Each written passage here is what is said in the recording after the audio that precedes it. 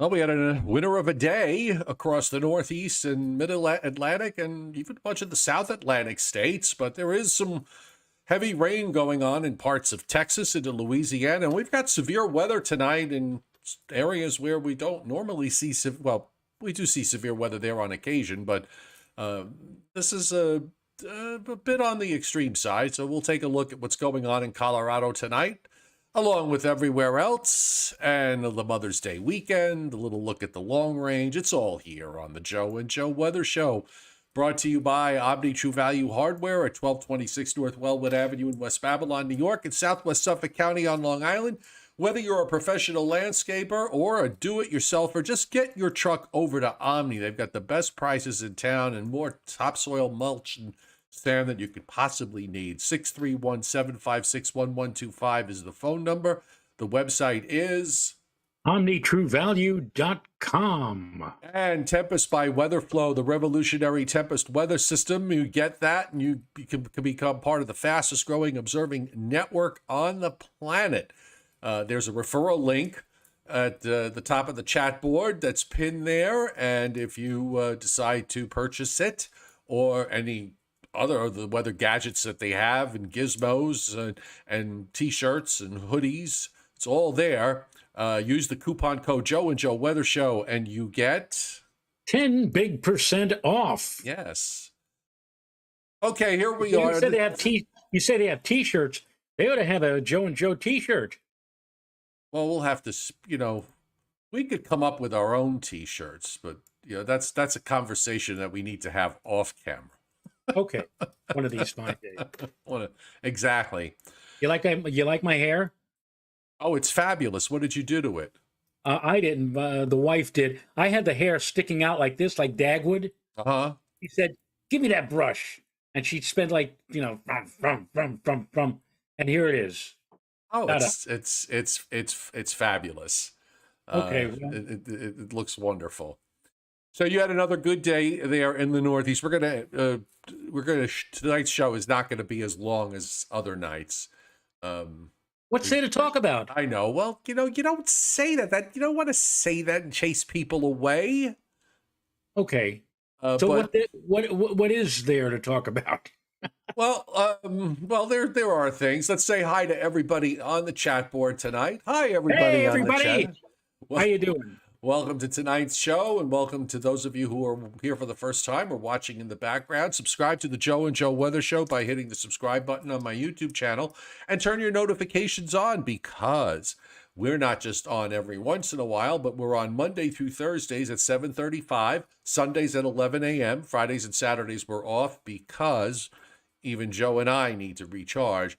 Again, reminding everybody, there is no show tomorrow night. We're taking Thursday off. I have grandpa duties tomorrow, so that is going to keep me out of the house for pretty much the entire day. So still a little bit of that smoky haze, but it looked like from what I saw in the satellite loops today, Joe, it was a little bit less than yesterday in the Northeast, just a little bit. I don't know. Yeah, it's hazy, and I did not bother to go to the end of the driveway before the show, where I could get a clear view of the sun toward the west-northwest. I'm assuming that it is turning progressively. See, now the sun is setting after 8 o'clock in the evening, but I'm sure right now, if I had a view of the sun, it would look rather red because of that smoky haze from the far. And I tell you, Joe, with the northwest winds. The way the winds are, upper level winds are configured, ridge in the west, and then sweeping on down through the northeastern states on a northwest trajectory, we could have this haze for, well, not just tomorrow, but maybe for a number of days to come. Oh, yeah, no question. And also the other thing, implication in the long range for next week, I was just taking a look, except for whatever small weather systems that are running around, it could wind up being dry pretty much all of next week. Yes. Again, the question about Saturday and whether or not there'll be any scattered shower. And in fact, it's interesting, and we'll probably see it in just a very few moments.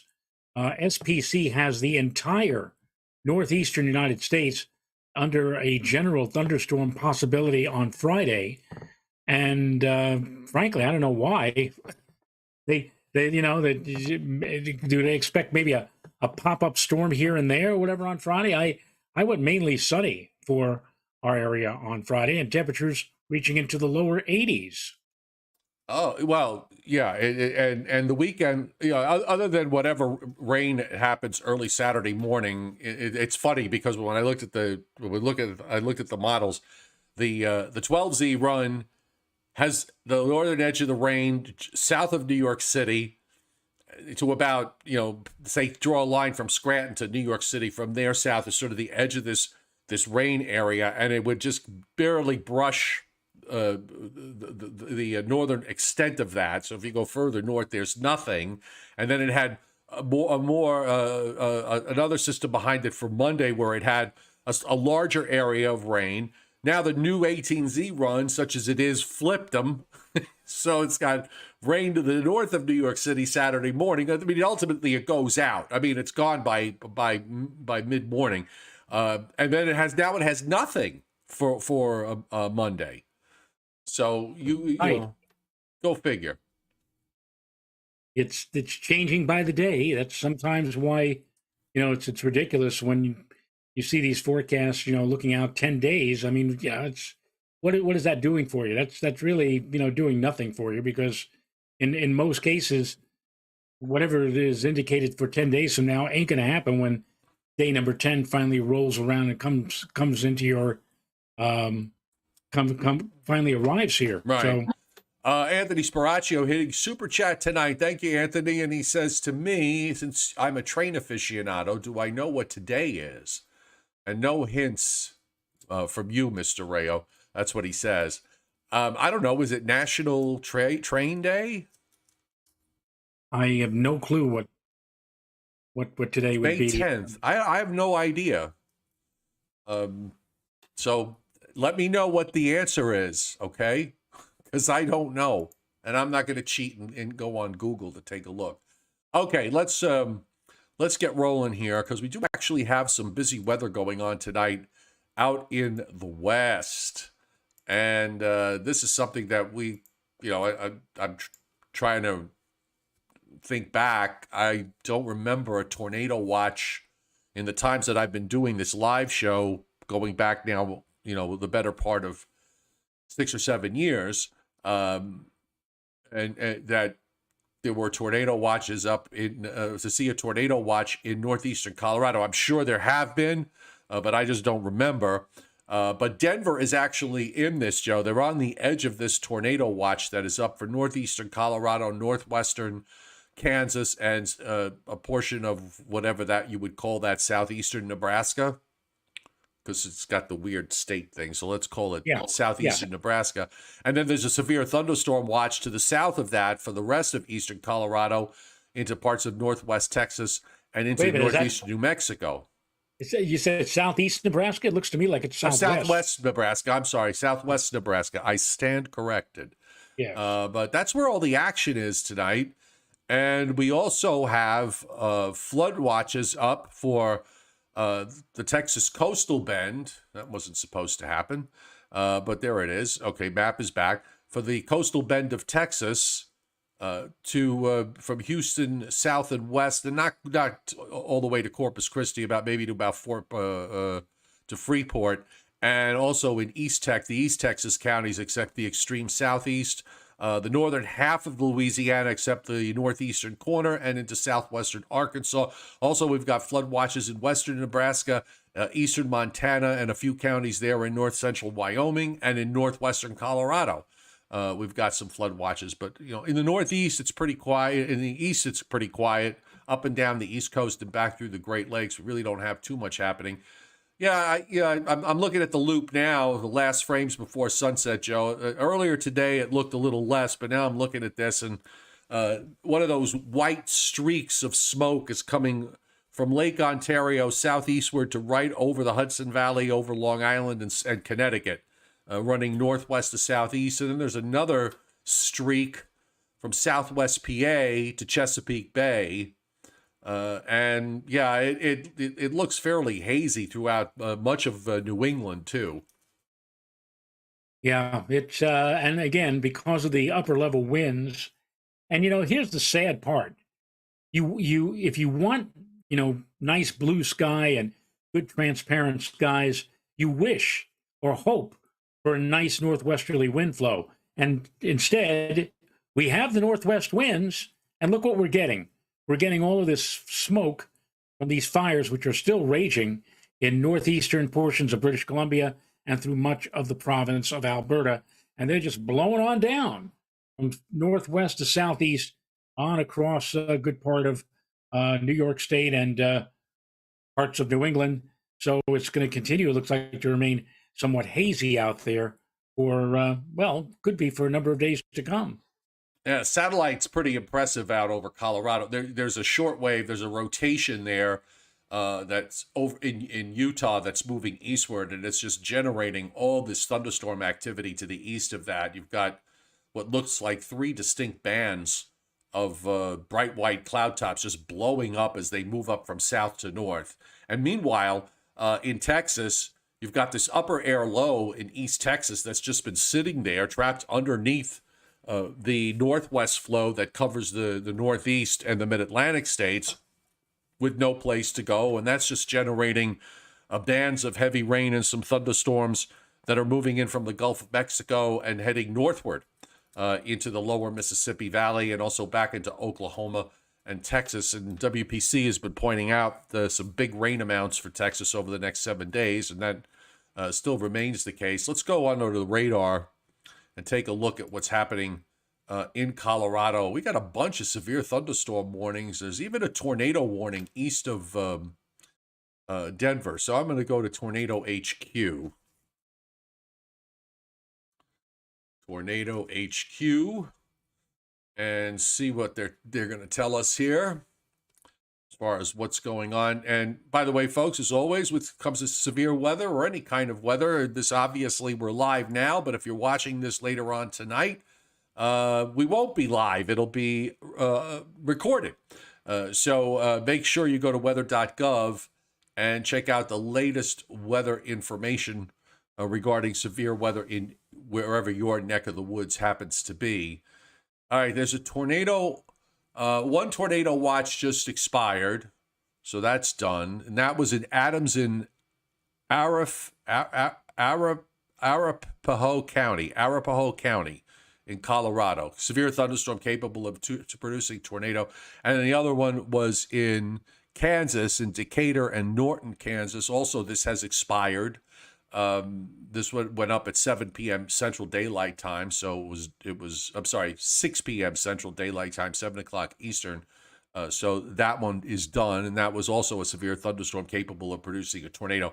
I mentioned that if only because that's sometimes with the tornado warnings they'll tell you that they actually have a confirmed tornado, and I was checking. I wanted to check on that, but we have 1, 2, 3, 4.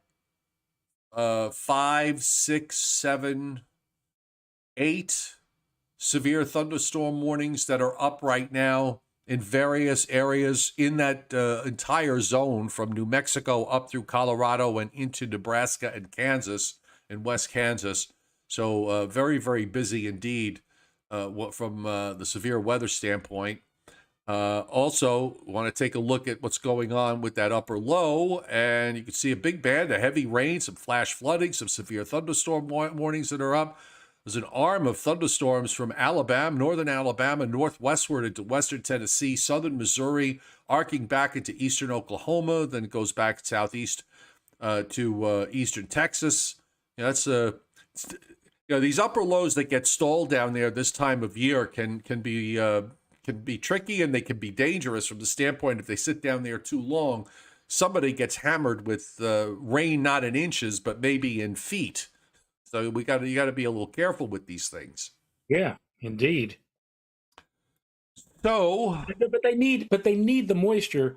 I know that down across the Gulf Coast of Texas, they actually could use a bit of, in fact, even more than what they're anticipating, probably, especially in and around the Houston area. So it's not like a tragedy that these heavy rains are occurring down there, but they could actually use even more because of the dry situation they've had in recent days and weeks.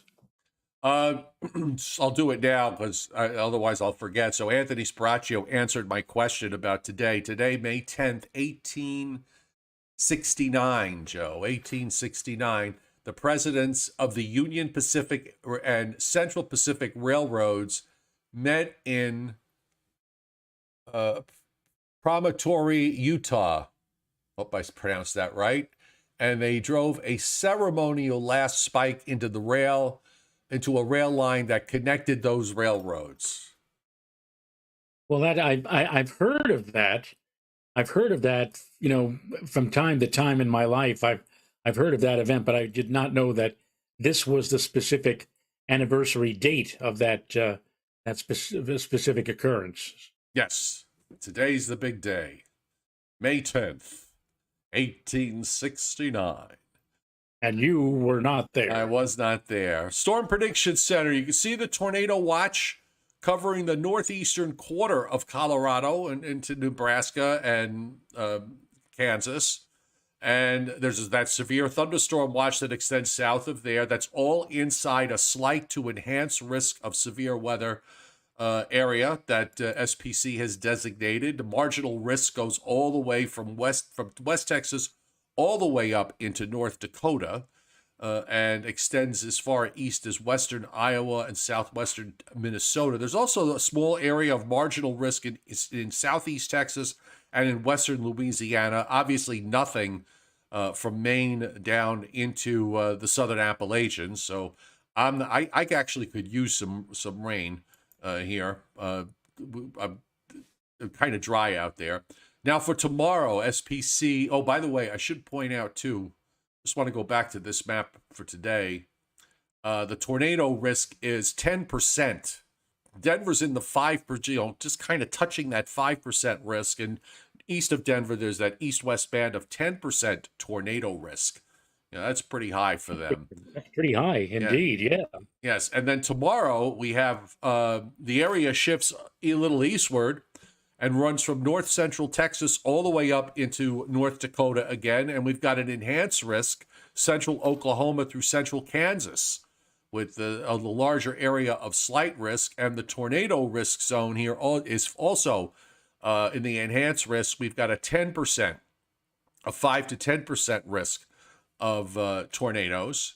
And the general thunderstorm activity, SPC for tomorrow still has this area in upstate New York and in New England for the possibility of a thunderstorm or two tomorrow. I did not put any mention of anything in the forecast. I don't know if you did. No, I did not either. I imagine if there's going to be something up in that area that they've got designated, we're talking maybe an isolated thunderstorm that maybe develops there. And then on Friday, this is Friday into Saturday morning.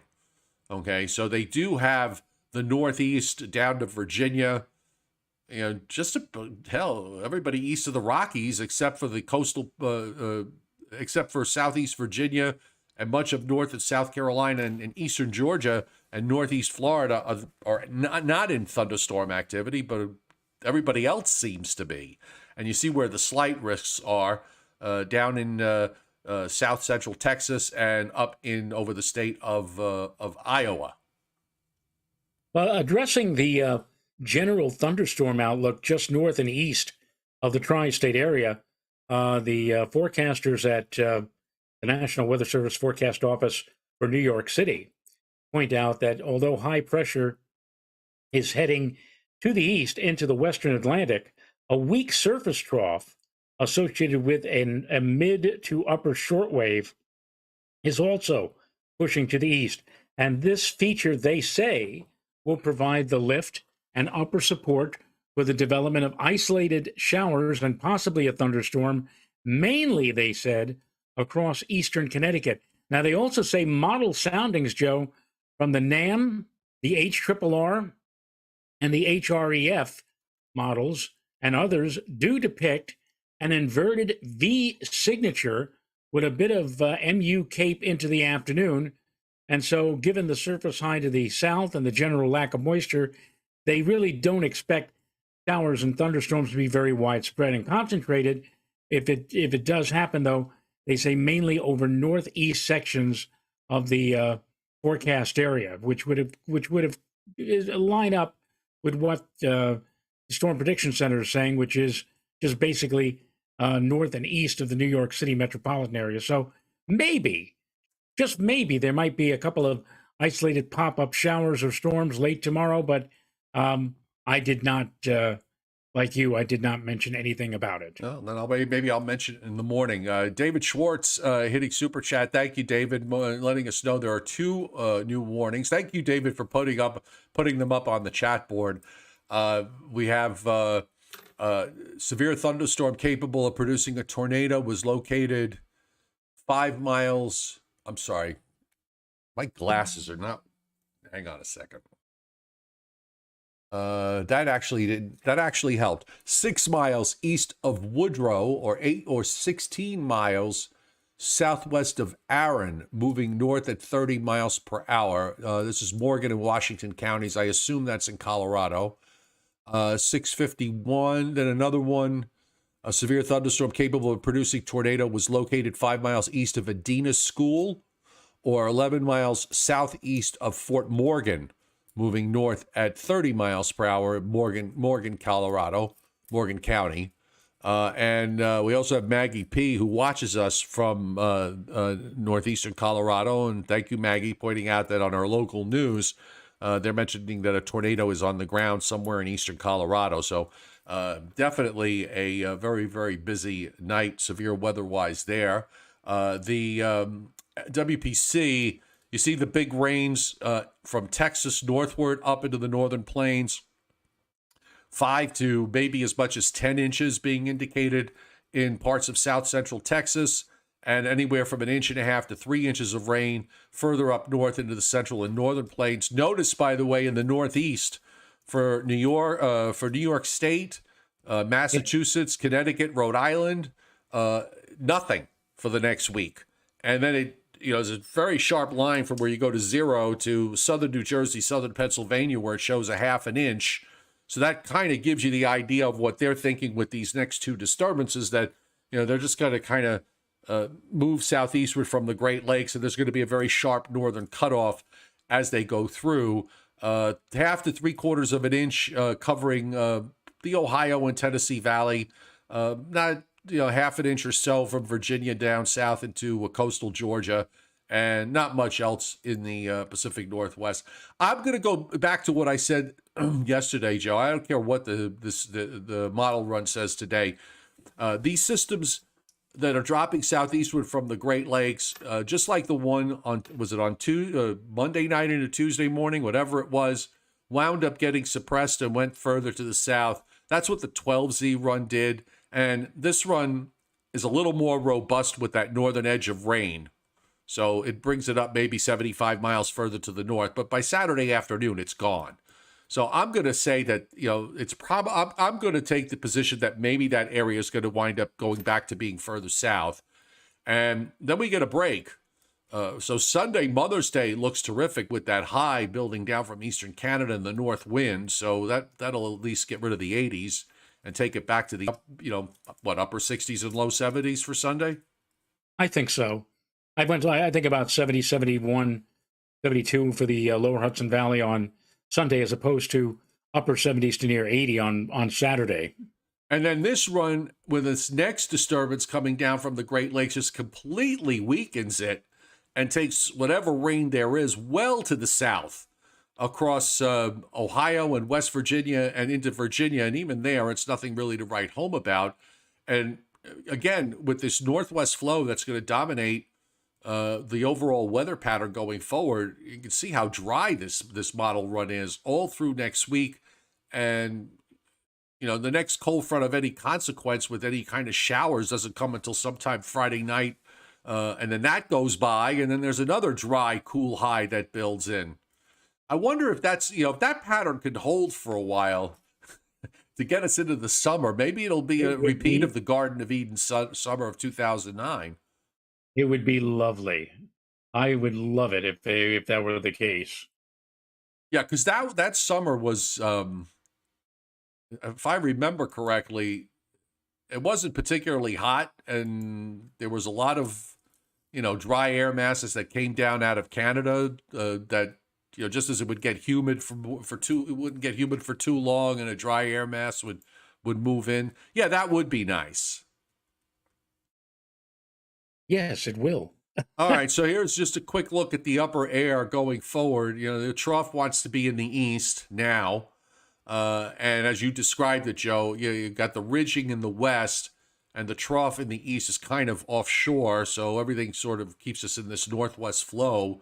I mean, right through, into Monday, Tuesday, Wednesday. In fact, it even gets stronger by the middle part of next week. A stronger trough and shortwave move through eastern Canada and New England. So, yeah, if those wildfires are going to continue there, we're going to be dealing with this for quite a while. I mean, we stay in a northwest flow for the better part of the next, pretty much for the next 2 weeks.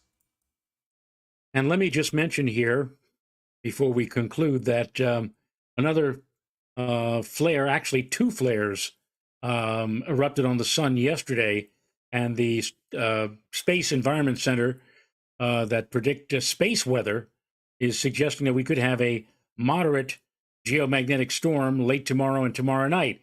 And that means that there's a chance that at latitudes such as New York, we may get a shot at seeing the aurora borealis. Oh, wait a minute. Oh, dear. I know the weather is going to be clear, but with all of that haze caused by the Canadian forest fire activity, it seems like we can never get a break with these things when there's a possible aurora. I would suspect that the haze will be enough to squelch the auroral activity, if there is any, tomorrow night, because of all of that schmutz in the atmosphere. And one of our, I forgot who it was, I think it was Rich Romansky, a few minutes ago, said, gee, the sun has such a lovely red color to it. Yeah, of course. That red color, that's the stuff that's attenuating or diminishing the sun's light, and that is, of course, the haze produced by the smoke. So if it's able to diminish something as brilliant as the sun, you can expect that something as ethereal and something as lovely as the northern lights will probably be completely or almost completely squelched by that haze if it does occur tomorrow night. What else can I tell you? David Fuller hitting super chat, asking me if I happen to watch that video that you sent me with Joe in it. I'm sorry, David, I didn't get a chance to, but after the show, I will take a look at it first thing. I promise you, and I will. I'll let you know what I think. I'm not sure what's on the video, but we'll find out. And there's one other thing I do want to mention. Today is the chairman, Scott Briller. It's his birthday.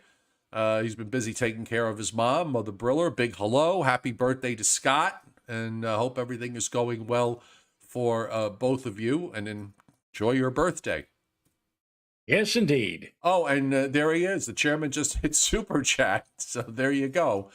Okay, so do you want to hold off on he sent me a Briller Jeopardy for tonight. Do you want to hold off until Sunday?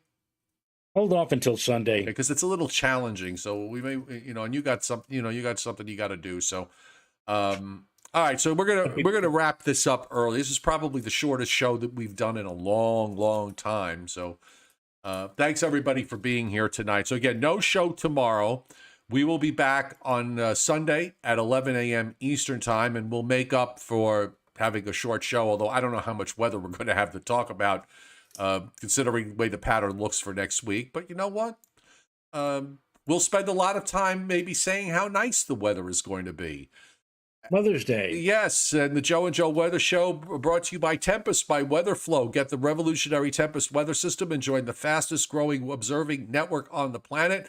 Link at the top of the chat board is pinned there to and also the coupon code Joe and Joe Weather Show. There's also a link on the descriptor to this video. We thank those of you who have gone there and at least taken a look, if not made a purchase, because we do get a commission for that, just so you know. And also brought to you by Omni True Value Hardware at 1226 North Wellwood Avenue in West Babylon, New York, 631-756-1125 for the best prices in town. OmniTrueValue.com is the website. So everybody have a great evening and enjoy the next couple of days. We'll see you Sunday morning at 11 a.m. And thank you again to the chairman, Scott Briller, David Fuller, David Schwartz, and Anthony Spiraccio for hitting Super Chat tonight. Nighty-night.